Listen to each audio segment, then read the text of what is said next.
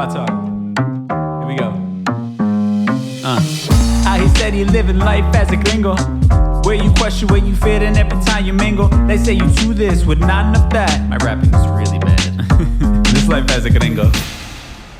Yes, hello and welcome to another episode of Life as a Gringo. I am Dramos, of course. It is Thursday, so it means it's time for our Thursday Trends episode, and I am flying solo on today's show, mostly because we are going to be off next week. So I had originally planned to be away for a couple days next week to handle some business. I had to go sign some paperwork, but I have decided to listen to my body. I'm going to be completely real with y'all. I am burnt the fuck out. I have so many projects that I'm working on right now. Some of which, are not even, things that I've talked about publicly that people are aware of. So many things behind the scenes that I've been working on. And my body, my mind is telling me you need to slow the fuck down a little bit. So what was supposed to be like a 1 or 2 day trip to just quickly sign some paperwork is now just going to extend into a little week-long mini vacation because I need it. I need some time by the pool, eating good food and just relaxing and unplugging for a little bit. So no show next week. So I figured I'd fly solo on today's episode, especially we had a guest on Tuesday's episode as well. So, man, we're going to dive into a few different things that I came across from this last week. We'll talk about a TikTok influencer, a TikTok Karen, really is what we should be calling her, who has had her day in court now after falsely accusing a Latin family of attempted kidnapping. So we'll talk all about that. We'll talk about a Chicago school or Illinois school right outside of Chicago that is sparking some outrage because they are catering specifically to Black and Latino students. We'll talk about that. We'll quickly touch on this because I don't want to become another fucking MSNBC or CNN where they literally are just roasting Fox News or Tucker Carlson for weeks on end. But this is interesting. I'll quickly touch on some leaked messages from Tucker Carlson that I think are pretty damning in terms of showing the mindset that a lot of these people have and the ideology they have of white supremacy. So we'll talk about that. And then on some positivity in our Mi Gente segment, somebody who's absolutely crushing it, a legend in the reggaeton game, is now going to be the executive producer of Netflix's new comedy series entitled Neon. So we'll talk all about that. But man, first and foremost, let's kind of dive into the nonsense from this last week in a segment we call For the People in the Back. Say it louder for the people in the back.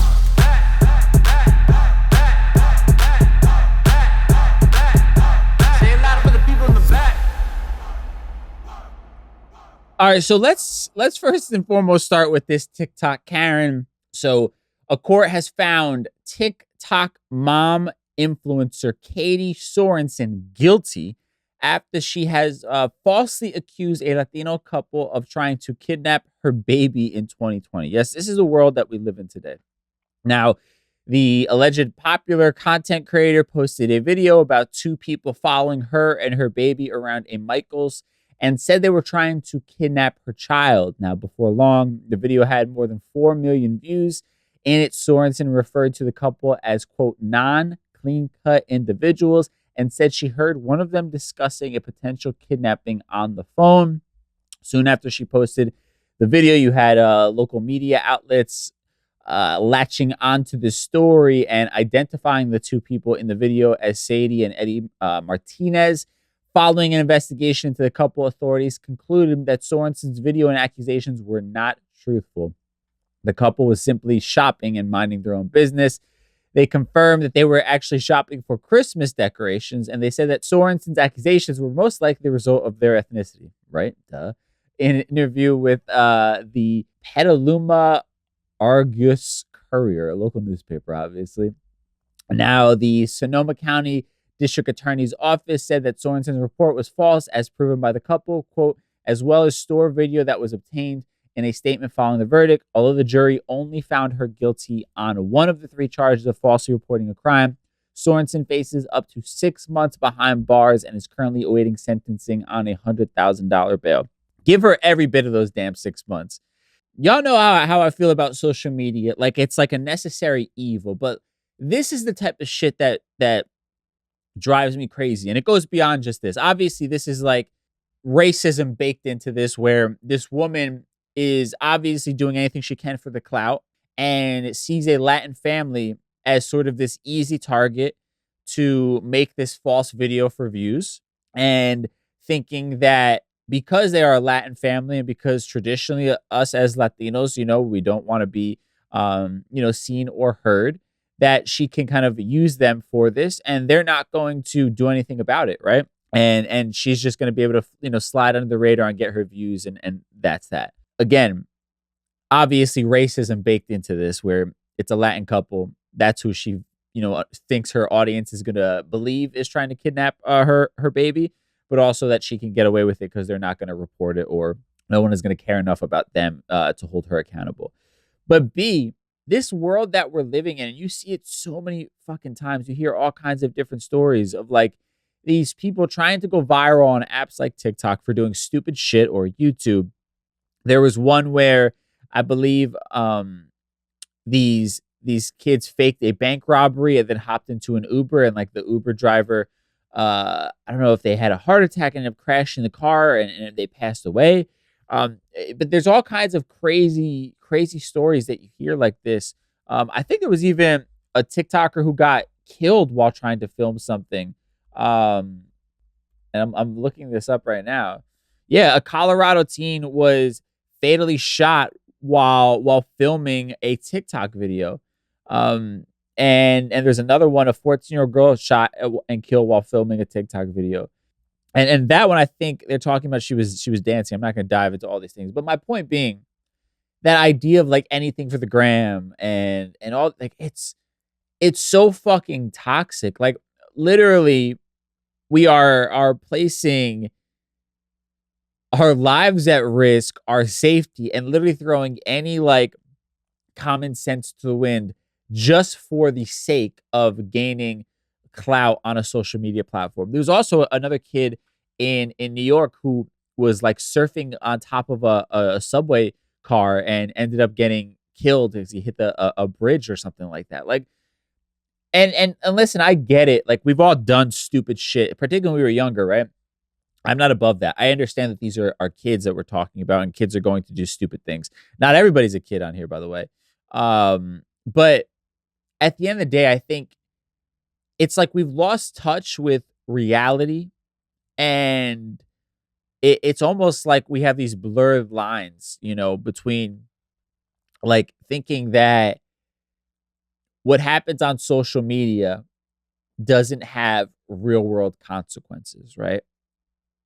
And there are so many different aspects of it. I mean, obviously, this lady is one. I'm thankful she's fucking getting, potentially going to be put in jail and had her day in court this way, because we have to start setting a precedent, right? I think it begins to get out of hand when we have a generation that's being brought up that can't tell the difference between reality and like social media. And honestly, I it's not even just kids. I'm not even just putting on them. You have grown ass adults doing stupid shit. You have grown ass adults broadcasting their entire personal life on a social media platform for strangers to see. I mean, you have people making themselves targets by posting themselves holding a stack of money. Like, for what reason? You're literally just trying to impress a bunch of random ass people, and as a result, you're making yourself a target. And we've seen it with tragically with rappers, someone like Pop Smoke, who I don't remember if it was him or his team was posting a video of the location that they were staying at, and in it there was like some mail where somebody was able to find the address, and that's when they broke in and tried to rob him and ended up killing him. Or PNB Rock at Roscoe's Chicken and Waffles. Now people are saying that maybe the staff there set him up, but there was also his girlfriend at the time, if I'm not mistaken, was posting about where they were. Like, all these different things, like, we have to understand that there are real people watching these things. There are real world consequences to things. The rules of the real world still apply, even if you think you're just doing it for social media and it's not a real thing. And I don't know. It's a weird. I probably say this too much, but it's a weird time to be living in. It just feels like we're living in this false reality, right? And and even let's go on like a far less serious level than like somebody accusing someone of trying to kidnap their child and or somebody losing their life doing some stupid TikTok trend. Like this idea that so many people are playing a character online to impress a bunch of random people because they're that unhappy with who they are and they need that outside validation, right? And I'm not shaming anybody because I've been there, right? And I think like it's like this larger conversation about the need for internal validation, right? Or we should be leaning on internal validation, but we're like just placing all our energy on external validation, right? And when I say the need for internal validation, I mean like we all have to do the work to understand that the only validation that matters is the one that comes inside, right? Is the one that comes from within. But instead, we take the easy road because we're not taught about the healing work that needs to happen, right? We are not encouraged, particularly when you talk about our community, to go to therapy or to do a lot of this sort of self work traditionally. So we take that easy route, external validation, likes and comments from strangers, DMs, and impressing people that we don't know, and I've lived through that for a long time, where so much of my career was predicated on doing things, you know, for the sake of being able to have others be envious or give me that pat on the back or to rub it in the face of the naysayers, on my come up. And or even impressing, women, you know, that was a part of my whole need for validation, right?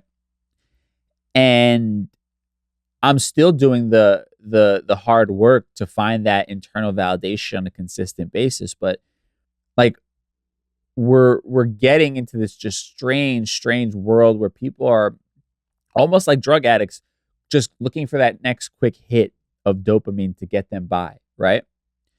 And it's like a I don't know, and social media has only sort of exaggerated that. Like obviously this was an issue prior to social media. People were always seeking ways to feel validated and didn't understand that they should be looking within. But social media now has like given them a main line to the drug almost, right? It's like, you know, if you are a drug addict and the difference between like you having to find money and then find somebody selling the drug and travel to get it and then find a safe place to do it. The difference between that being your process and then the other process being you get to roll out of bed, walk downstairs, and every drug of choice is there for you for free every single day. Like that's what social media is, right? And obviously in either scenario, the person needs help. But now when you make it that much more accessible for people to get their drug of choice, it's only going to continue to produce negative results at a far more rapid rate, right?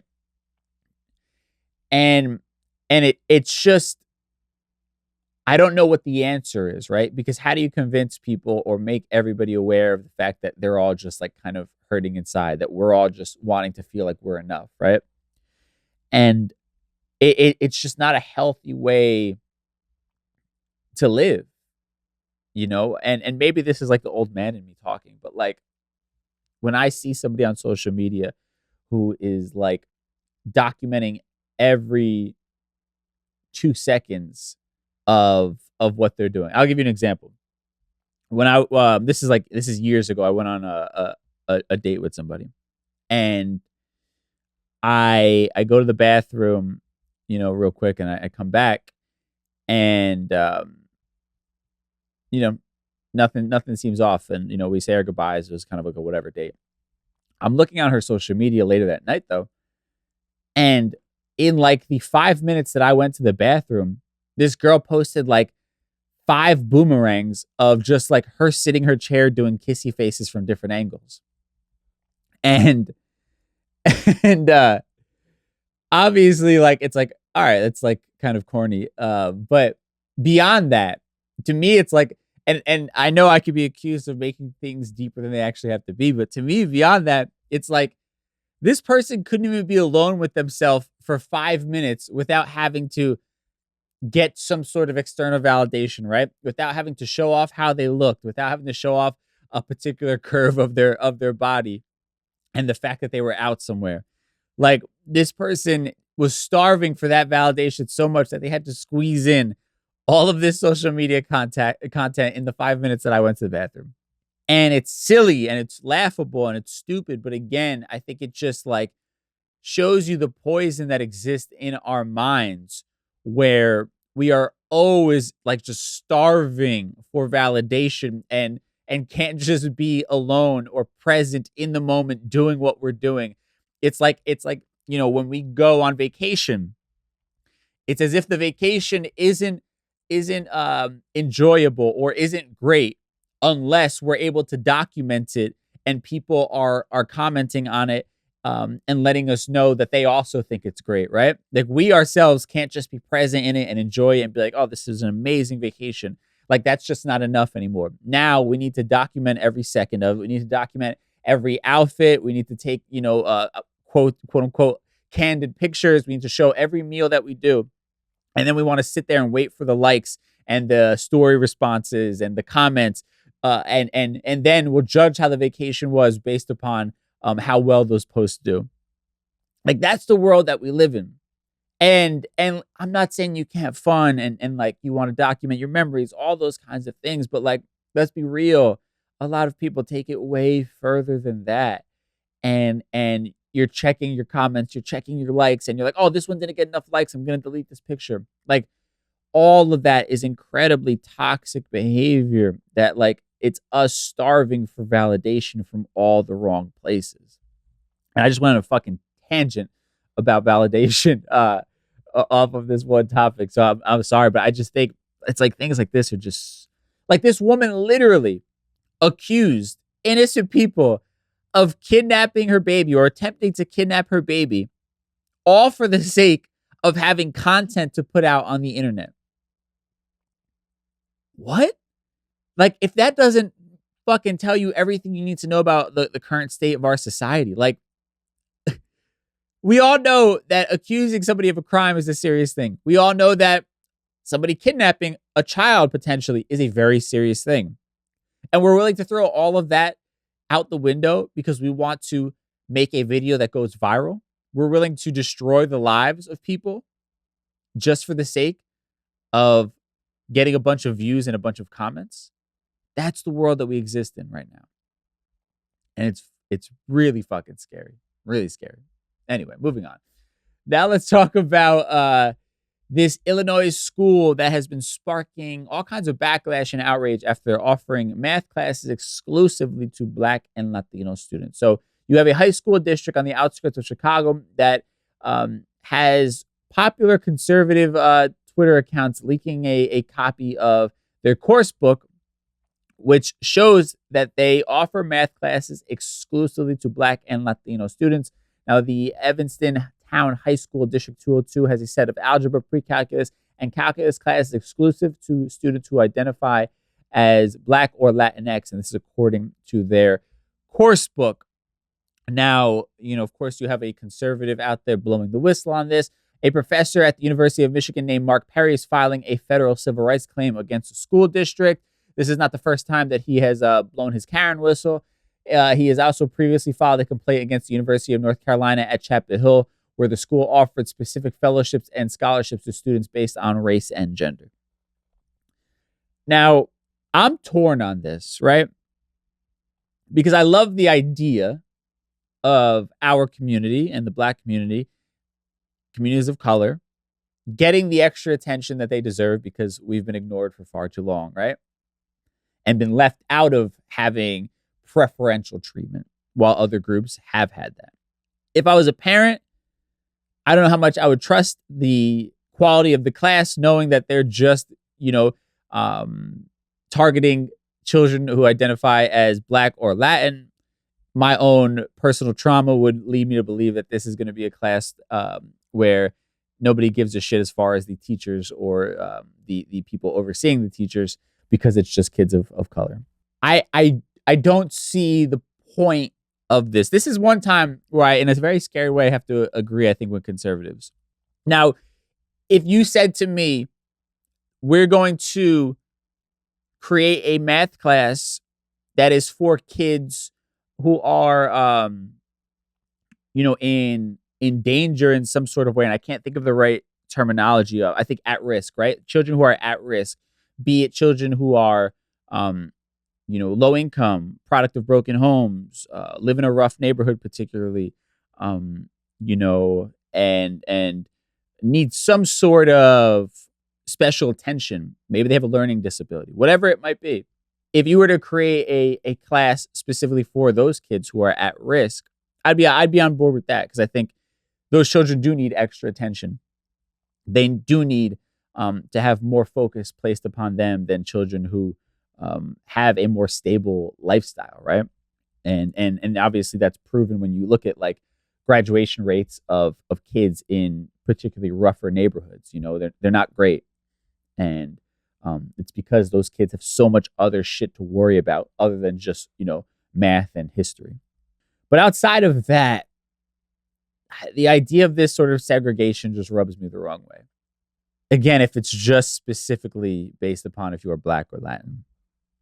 And this is my opinion. I'm open to hearing other people put me on to why this might be a good thing, Now, if this is like, I'm like trying to play devil's advocate here. If maybe this is a school that's like a high white population and you have a very small sector of kids who are Black or Latin, and you want them to kind of be able to feel a little more comfortable, a little more seen, and maybe the teacher is Black or Latin, I can understand that a little bit. I don't know if I would necessarily do it as a math class. Maybe you offer a special like cultural studies class and you target it at the kids of color in that school, because maybe there aren't a lot of them. Like that, I'm on board with.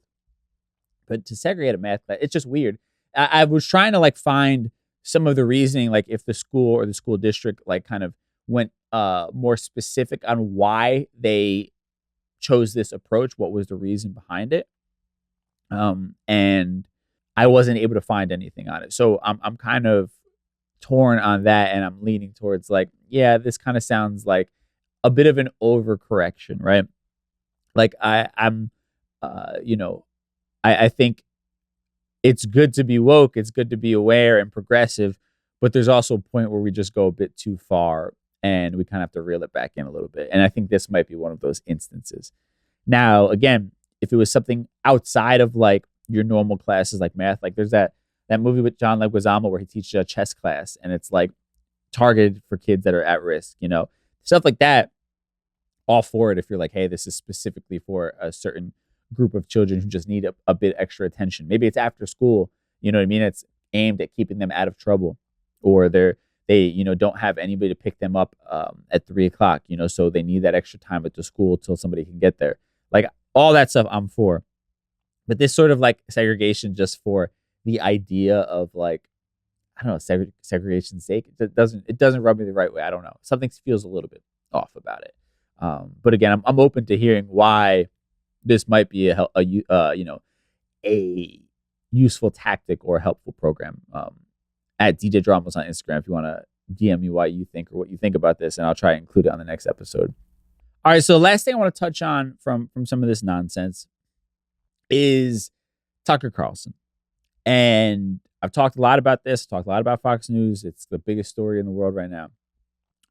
If you are somebody that doesn't watch Fox News, it's the biggest story in the world. But you have these messages that now were leaked by Tucker Carlson that kind of show us a bit more into what he actually thinks beyond just politics, and kind of confirm, Tucker Carlson was one of those people who would like throw out these topics and like toe the line of racism, and it was always gaslighting, and dog whistling, but never like truly outwardly saying it. And you have these messages leaked where he's describing, I believe it was let me get the exact thing. Right. So I want to make sure I have the exact story. So it's text messages that were leaked that Tucker Carlson had allegedly made to a producer. And he was talking about how a couple of weeks ago he was watching, I'll read the quote. Quote, a couple of weeks ago, I was watching video of people fighting on the street in Washington. A group of Trump guys surrounded an Antifa kid and started pounding the living shit out of him. It was 3 against 1, at least. Jumping a guy like that is dishonorable, obviously. It's not how white men fight. So that's like the big excerpt, and I'll read the rest just for the sake of context. Yet suddenly I found myself rooting for the mob against the man, hoping they'd hit him harder, kill him. I really wanted to hurt the kid. I could taste it. And they didn't include the full transcript that I had seen on television last night, but Tucker Carlson goes on to talk about how he felt, kind of paraphrasing, ashamed of himself for kind of going down that rabbit hole of like rooting for this person to get really hurt and realizing maybe he had gotten too far wrapped up in all this stuff, right? But the part that's interesting is him saying, not how white men fight. And this is a perfect example of the belief in white supremacy. And I want to be very clear. I'm using white supremacy in the most literal sense. I'm not just talking about people wearing hoods. I'm not talking about people, lynching or burning crosses on people's yards or whatever it is, right? All of that obviously is a part of white supremacy and is horrific and has happened. It's very real. But in this instance, it's literally him declaring and admitting that he believes white people are far more dignified than essentially anyone else, right? He's saying that this is not how white men fight. Putting white people, white men, in this sort of class above others, this sort of elitism, right?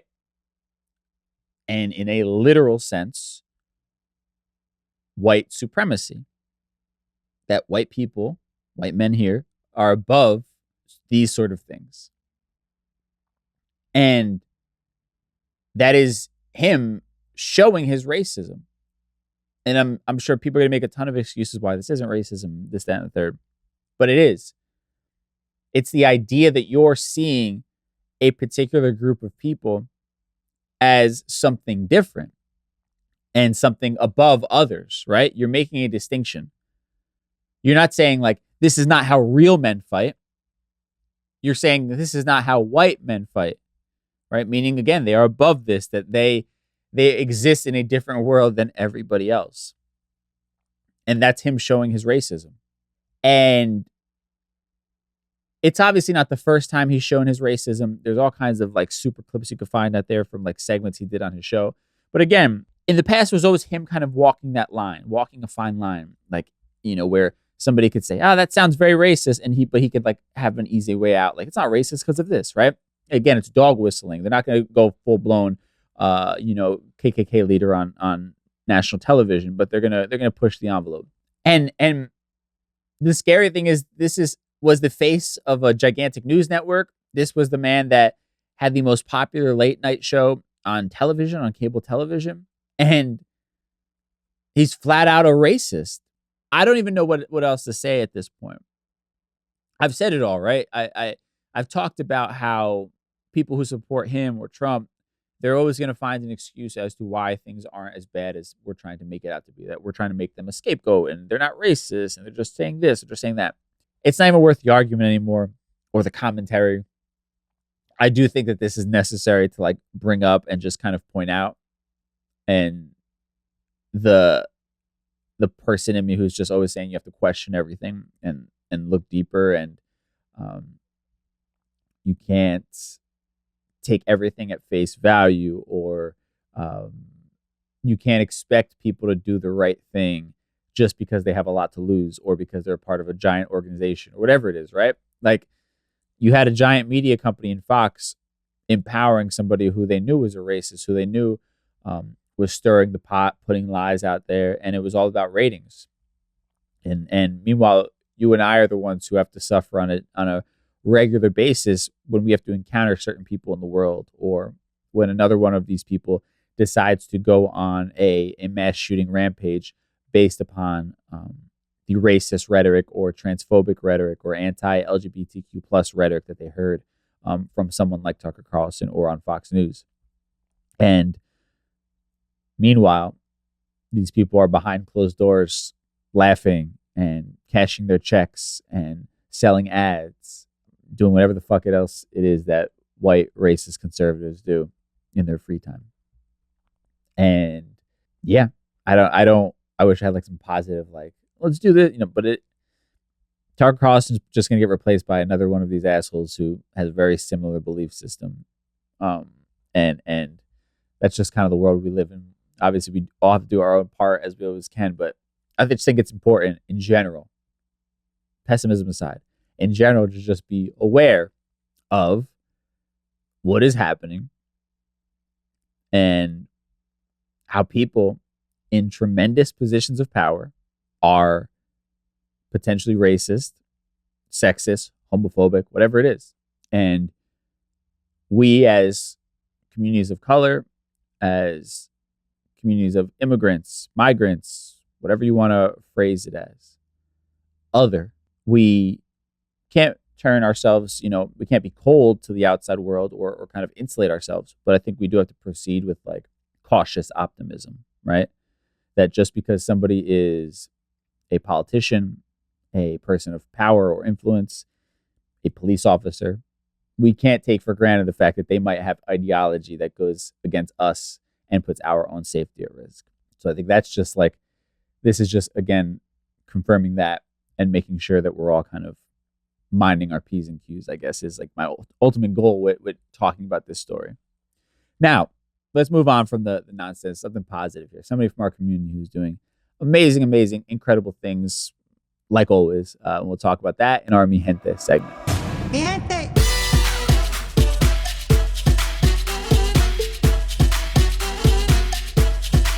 All right, so I love this story right here. The biggest boss, Daddy Yankee.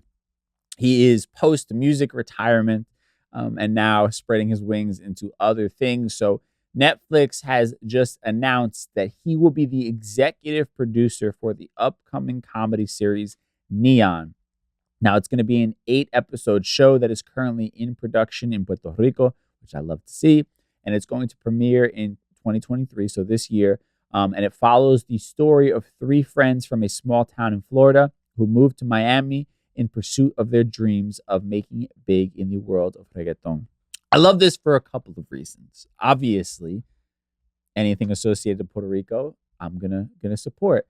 Daddy Yankee, I've been a huge fan since I was a kid, gonna support. And you love to see someone like him expanding beyond just what he knows as far as making albums and music, right? This is now the next part of his career. And beyond that, when we talk about inclusion in Hollywood, things like this are getting us more and more towards where we want to be, right? He's the executive producer. And sure, there are other people that are above him or that he, may have to run things by, whatever the case may be. But we now have a seat at the table. And it's now not somebody just profiting off of our stories, our culture, but you have somebody there who's going to make sure that they're telling the story correctly and hopefully going to make sure that we're being represented in the best light. And B, on top of that, I love that it's being filmed in Puerto Rico, because what I think a lot of people don't realize what happens with shows like this is permits have to be taken out. You have to hire local actors or extras, local production staff. You're then bringing people to the island who are going to be paying for hotels, food, this, that, and the third, right? It's bringing extra income into the place that it's being filmed at. And you love to see that Puerto Rico is going to be hosting the filming of this show, and they're going to get that boost of the local economy for local creatives, local businesses, and this, that, and the third, right? So all of this is, I think, like a beautiful kind of synergy. I don't know if this was his idea to film it in Puerto Rico. I know a lot of times to save money, instead of filming in Miami, and having to take out all those expensive permits and things like that, and go through all the red tape, they'll film it in Puerto Rico because it's less expensive. But either way, I love to see stuff like this, and again, it's like you look at this is bigger than just Daddy Yankee attaching his name to a TV show. It's bigger than a show about reggaeton. Think about it. This is a show that's probably going to have a primarily Latin cast. It's a show that's now then that means putting Latin actors to work. It's then going to be filmed in a Latin country, in Puerto Rico. Again, giving jobs to local production people, local PAs, DPs, all that kind of stuff. And again, it's just like what you have to realize is when we talk about Hollywood and representation, and oftentimes people kind of maybe brush it off as like, yeah, that's fine, and we should be doing better, but also how important is it? This is just entertainment. But it goes beyond that, because now it's like this entire community exists based upon this one show, right? So this one show getting made and being about the subject matter that it is, having the person like Daddy Yankee attached to it, filming it in Puerto Rico, it creates its own like economy, its own community of people who now are able to provide for their families just because of this one project, right? And it's our people who have traditionally been disenfranchised are now getting to feed their families off of something that they love doing, something that they believe in. So imagine if it goes beyond just these handful of projects, but you have, thousands of these types of projects happening. That's thousands and hundreds of thousands of people potentially from our community who are now getting to provide for their family, doing something that they love and being attached to a project that they potentially can be incredibly proud of. It's a win-win. And then for us as an audience, we get to see ourselves on television or the streaming platform or whatever it might be, or in the music, right? Again, it's like you got to think all of these projects, the communities that they create. If it's an album, recorded in Puerto Rico or the Dominican Republic, that's an engineer that's making money there.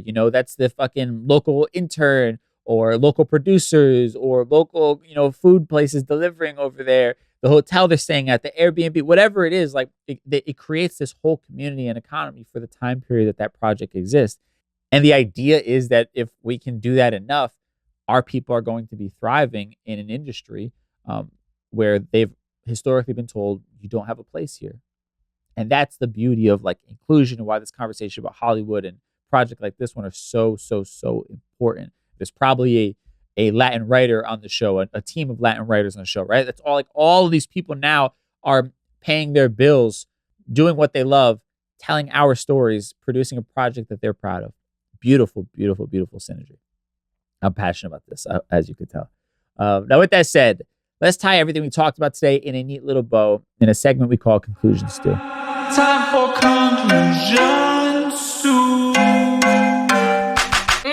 All right, y'all. So last Thursday trends before I take a week off. I appreciate everybody that's been tuning into the shows, and I have a lot of amazing guests. I'm going to tease it. We have a lot of really cool guests coming up. So this break is amazingly like timed where I'm going to be refreshed for like all the really cool people that we're going to be bringing on the show.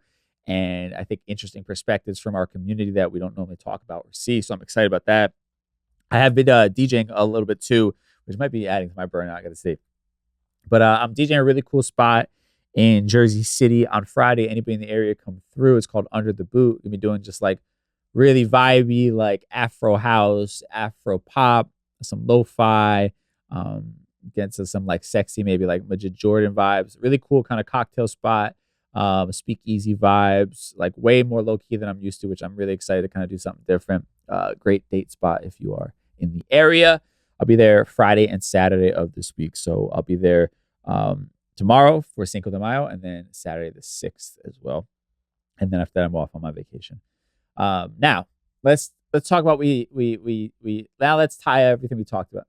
Now let's kind of quickly talk about what we mentioned today. Now, this fucking TikTok influencer, thank God she lost in court, potentially is going to jail. I hope she serves everybody that 6 months. And again, it's just an example of this like blurred line of reality and social media that's happening where people don't realize the real world consequences of social media. And again, it's like, the lack of humanity that we're putting views, clout, and external validation, like we talked about, over other people's lives and their livelihood. Like, this family didn't need to be broadcast on television as alleged kidnappers. You know what I mean? Like, that's just fucking crazy. And yeah, and I think the moral is, like, we just got to do that work. I'm in therapy right now, working heavy on that, like, internal validation, and that being the only thing that I need. And, like, we just have to do that work, because if not, we become just like this slave to the outside world and social media and trying to get people's attention for the sake of attention. It's just exhausting and not a healthy way to live. So that's my 2 cents on that one. Now, this Illinois school with the high school math class that is just for Black and Latinx kids, I can't personally agree with it. I don't see how it's beneficial. Again, if it was like an after school program, or specifically you're saying not just Black and Latinx, but more so it's because they're kids that are at risk, I'm on board with that. But with this, I don't know. I can't really see the reason behind it. Again, I'm open to it, but I'd have to agree with these conservatives on this one. But at DJ Dramos on Instagram, DM me. Let me know if you have a different opinion, or what I'm not seeing here as far as like the the positive aspect of it, or why it might be helpful for these kids. And then, man, talking about ex-Fox News host Tucker Carlson showing his white supremacy. I'm not surprised. I'm not shocked. I'm not appalled by it. But it's just confirmation, again, that people in high positions of power or influence, they have their own beliefs. And we as communities of color have to be aware of that. And I always tell people, and I personally abide by the idea of, like, I'm cautiously optimistic whenever I meet somebody, whenever I'm dealing with somebody, whenever I'm out here living in the real world. I'm, have my guard up a little bit. I'm not trying to be standoffish. I'm not against meeting people or giving people the benefit of the doubt.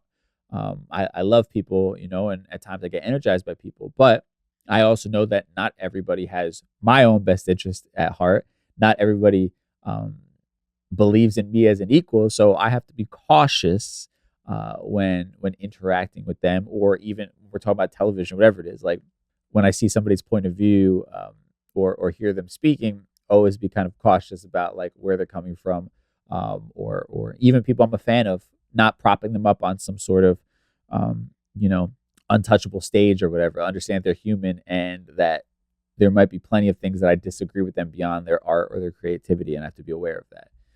So just kind of food for thought, I think, at the end of the day. And then lastly, this Netflix comedy series Neon, with Daddy Yankee as the executive producer, is beautiful in all the ways that I mentioned. I'm not going to wax poetic about it too much again, but I think we have to realize, like, it's beyond just like the superficial entertainment of, like, being able to see ourselves on television, which is incredibly important. Also understanding, like, the economy that's created every time one of these projects gets made, all of the people behind the scenes, all of the actors, all of the people you don't see who are getting lunch all of that stuff. Like, it creates a whole economy. And when it's being shot or being told from the perspective of a Latin, story, Latin persons, and you have people like that writing, and then it's being filmed in Puerto Rico, and you're going to have local Puerto Ricans working it. Now, our community, a sector of our community, is thriving for a time period because of this project getting made. And that's why it's so important for us to continue to support and to fight for this stuff, because that means more and more of us will get the opportunity to pay our bills doing something we love and something that we are proud of.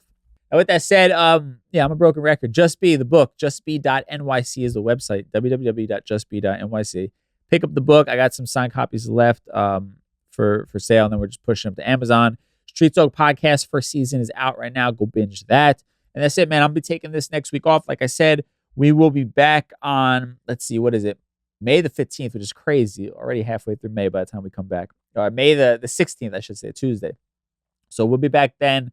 Brand new episodes. I'm going to go unplug for a week and enjoy myself. And whoever needs to hear this, I am one of these people who goes. I have 1,000,001 things I am balancing, and I love doing it, and I want to add 100 more to my plate. But I've also learned now how important it is to listen to your body and to understand what it is telling you. And for me right now, my body is telling me, slow the fuck down, take some time to yourself, because if not, you're not going to make it to see the end of these projects. So with that said, or beyond, I'm not trying to make it so dramatic like I'm going to die, but I won't be able to produce my best for these projects that I'm incredibly passionate about. So I'm listening to my body, taking some time off, and forever, whoever needs this is your permission to do the same. If you are feeling burnt out or uninspired at the moment, take some time for yourself and come back when you're feeling more like yourself. With that said, thank y'all so much for tuning in. I'll catch you not next week, the week after, for some brand new episodes. Till then, stay safe, and I'll talk to you soon. Peace.